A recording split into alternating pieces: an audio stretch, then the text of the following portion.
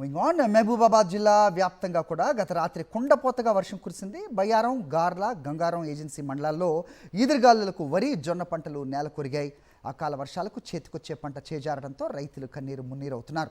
ప్రభుత్వం తక్షణమే స్పందించి తమను ఆదుకోవాలని కోరుతున్నారు.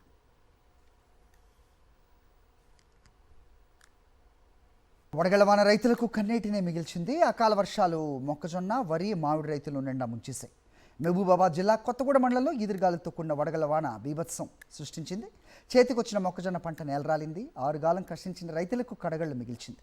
కొత్తగూడ మండలంలో రాత్రి పలు గ్రామాల్లో ఈదురుగాలులతో 2 గంటల పాటు ఎడతెరిపి లేకుండా వడగళ్ల వాన కురిసింది. ఇళ్ల కప్పులు లేచిపోయి ఇంట్లోని వస్తువులు తడిసి ముద్దయ్యాయి. వడగళ్ల వానకు ఇంటి కప్పులు ఎగిరిపోయాయని ఆవేదన వ్యక్తం చేశారు బాధితులు. ఈ 2 ఎకరాల పంటని ఇంకొక 10 రోజులు అయితే కోయాల్సి ఉండగా పడినటువంటి రాళ్ల వాన గాలి వేగంతో రావడంతో మొత్తం మొక్కజొన్న నేల వాలిపోయింది. మొత్తం ఇప్పుడు చిలకలో కూడా మొత్తం నీళ్ళే ఉన్నాయి. ఈ నీళ్ళతోటి మొత్తం పంట కూడా దెబ్బతినే అవకాశం ఉన్నది. దీనికి అధికారులు కూడా స్పందించి దీన్ని ఏదైనా ఆదుకోవాలని చెప్పేసి కోరుకోవడం జరుగుతుంది.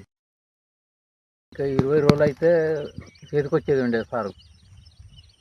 ఈ మొక్కజొన్న సుడిగాలితో వచ్చి అంత అడ్డం పడి కొద్దిగా రాళ్ళు కూడా పడ్డాయి, మొత్తం పడిపోయింది సార్.